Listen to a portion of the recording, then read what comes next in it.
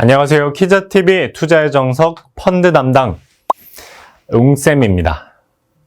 여러분들, 우리는 지금까지 펀드 투자를 위해서 필수적으로 알아야 하는 사항들에 대해서 공부했습니다. 이제 다 왔습니다. 영상을 잘 따라오신 분들이라면 이제 펄리니에서 펄르니로 성장했을 거라 믿습니다. 자, 이제 실전으로 들어가서 투자를 직접 하다 보면 만나게 되는 이 투자 설명서란 녀석이 있습니다. 투자 설명서, 이름에서 일단 겁을 먹고요. 받아보면 이 페이지만 거의 막 50페이지가 넘습니다. 하지만 두려워하실 필요가 전혀 없습니다.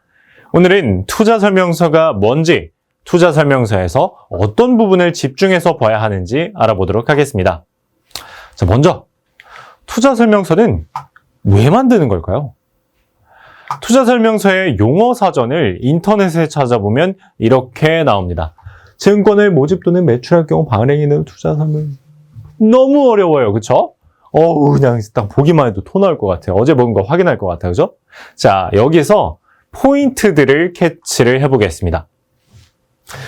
집합투자증권을 공개 모집 또는 매출할 경우 운용사는 투자 설명서를 작성으로 해석할 수 있겠죠. 펀드를 운용하는 운용사는 법적으로 투자 설명서를 작성해야 합니다. 그리고 또 읽다 보면 열람의 제공이라는 말이 있습니다.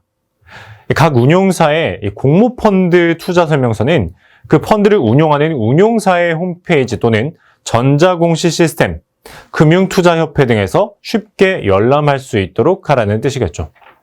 그리고 가장 중요한 말이 있습니다. 증권을 취득하고자 하는 자에게 투자 설명서를 미리 교부하지 아니하면 그 증권을 취득하게 하거나 매도하게 하여서는 아니 된다. 바로 투자 설명서 또는 간이 투자 설명서를 교부하지 않으면 펀드 투자가 진행돼서는 안 된다라는 뜻입니다. 자, 그런데 여기 간이 투자 설명서라는 것이 처음 나왔죠?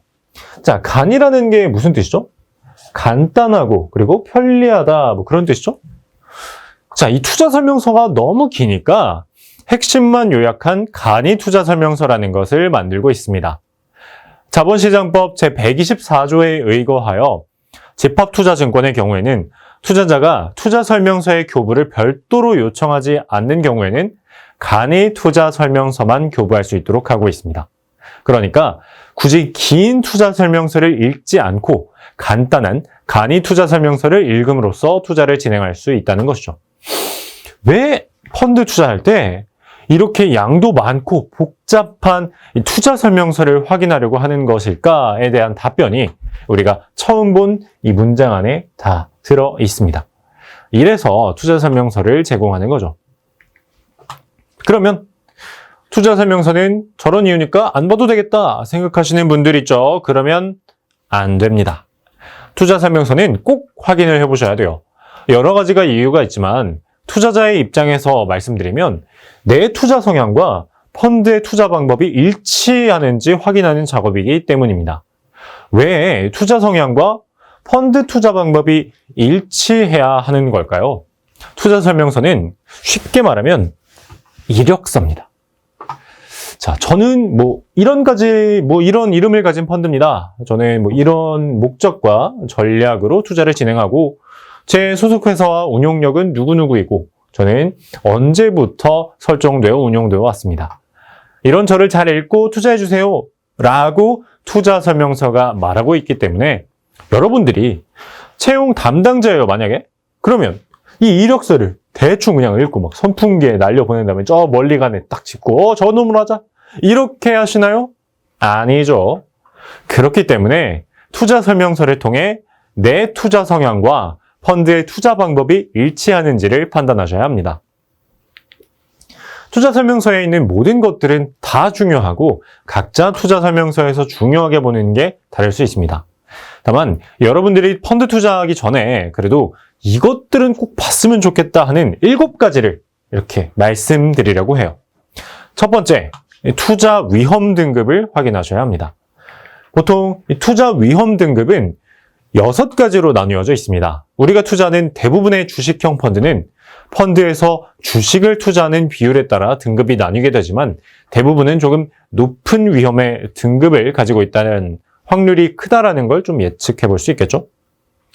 두 번째, 투자 목적과 투자 전략입니다. 해당 예시인 글로벌 구독경제 펀드는 구독사업 모델을 통해 매출을 발생하는 기업에 투자한다고 되어 있습니다. 우리가 펀드명에 펀드의 전략이 있다라는 얘기를 했었죠. 내용이 잘 기억이 안 나신다 하면은 그 해당 편 한 번 더 복습하시면 좋겠네요. 세 번째, 투자 비용 수수료입니다.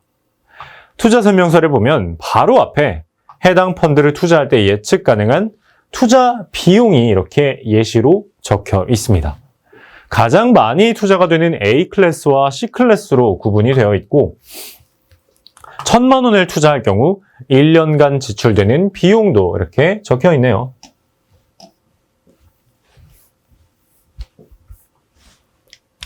네 번째, 투자 실적 추이를 확인해야 됩니다. 즉, 여태까지의 수익률을 체크할 필요가 있습니다.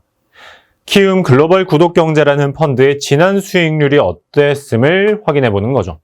물론 지난 수익률이 앞으로의 수익률을 말해주지는 않습니다. 하지만 투자의 트렌드와 투자의 방향 등을 파악하기에 좋은 정보가 되는 건 사실이겠죠. 다섯 번째, 운용 전문 인력을 확인해야 합니다. 각 공모펀드는 해당 펀드의 메인 운용 전문 인력을 표시하게 되어 있습니다. 해당 펀드의 운용력에게는 책임감이 더 주어지게 되는 역할을 하고 투자자들에게는 투명한 정보를 제공하게 되는 효과가 있습니다. 운용 인력이 변경될 때마다 투자 설명서를 개정해야 되는데요. 안정적이고 지속적인 펀드의 운영을 위해 운용력이 자주 바뀌는지 아닌지를 투자하기 전에 확인할 필요가 있습니다. 여섯 번째, 주요 투자 위험입니다. 펀드 투자는 원금을 보장해주는 원금 보장형 상품이 아닙니다. 그렇기 때문에 내가 투자할 펀드의 리스크가 무엇인지를 읽고 인지하고 있을 필요가 있습니다. 일곱 번째, 마지막으로는 매입 방법과 환매 방법입니다. 펀드는 투자한 그날의 투자가 확정되지는 않습니다.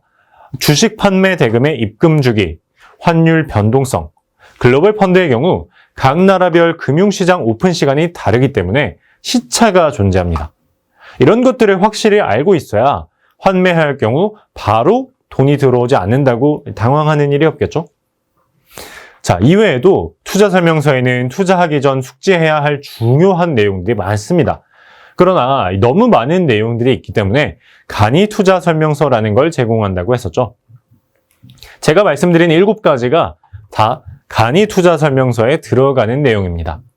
필수적으로 한 번쯤은 확인을 해봐야 되는 내용이죠. 주식을 투자하는 거에도 기업에 대한 공부가 필요한데 펀드는 간접 투자 상품임에도 불구하고 알아야 할 내용들이 정말 많습니다. 하지만 내가 전문 투자자도 아닌데 업무도 하고 공부도 하고 투자하는 것도 어렵잖아요. 펀드에 대한 공부는 처음이 어려울 뿐이지 조금 익숙해지다 보면 편한 정도 많음을 경험하게 되실 거예요. 지금까지 투자의 정석 펀드편을 시청해 주셔서 고맙습니다. 자산을 키우는 올바른 습관 기자TV 투자의 정석 웅쌤이었습니다. 안녕.